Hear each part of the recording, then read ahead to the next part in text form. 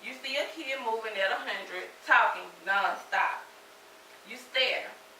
The parent realizes that you're staring. They stop, they apologize, and explain to you about ADHD, which is attention deficit hyperactivity disorder. Do you automatically assume that it's a cop-out and the child is just bad? Or do you sympathize, knowing about this disease and how real it is and how it affects others? I have a son named Ocean that has ADHD. There is no way on God's green earth that this disease is not real. We have been battling with ADHD since around the age of 1.5.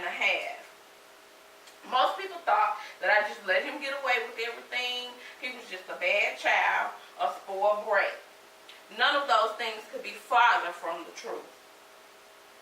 In our discussion today, we'll cover several different types of proofs, such as thousands of articles in science journals, links to genetic basis as evidence of truth, and finally, testaments of parents, children, and adults who have this disease and live with this reality every day.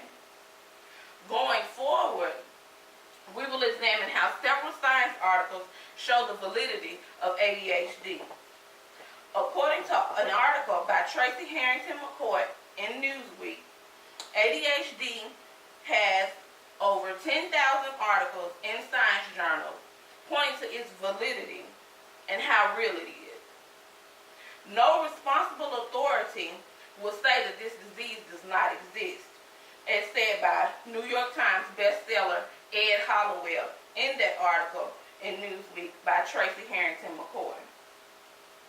It's actually considered irresponsible to say that ADHD is not a real disease. The amount of articles written about this subject is a testament to the truth that ADHD is real. These several articles prove and show that ADHD is really real and people live with it every day. Michael Fomento and Penny Bailey wrote respective articles found in opposing viewpoints as to how ADHD is real and has genetic basis. The evidence of genetic links cements the truth about ADHD.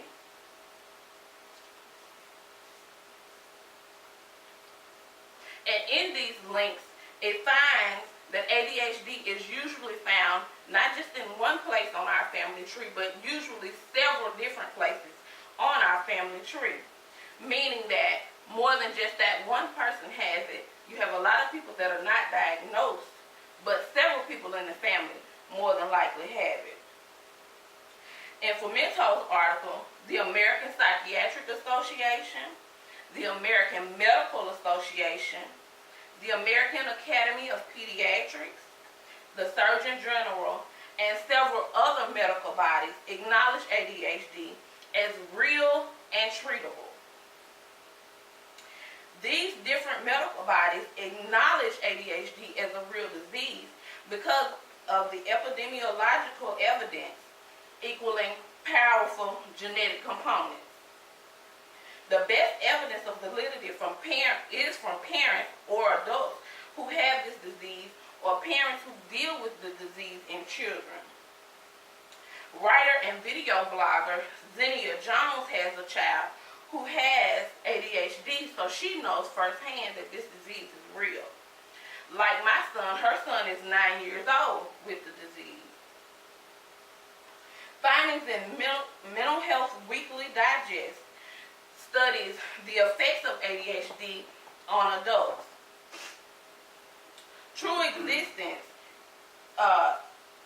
in ADHD that was studied on those adults shows the effects of character dimensions and how it affects those character dimensions in adults with ADHD. In discussing all of these findings and all of this evidence, it is now hard to believe anything else other than the realness of ADHD. The validity and the realism of ADHD is often questioned, but it is definitely real. In conclusion, the finding of ADHD having a genetic basis, having thousands and thousands of articles in science journals confirming its validity. And more so than anything else, the testimonies of parents and their children and adults that have the disease show that this disease is much more than just a hoax, a cop-out, or a made-up condition.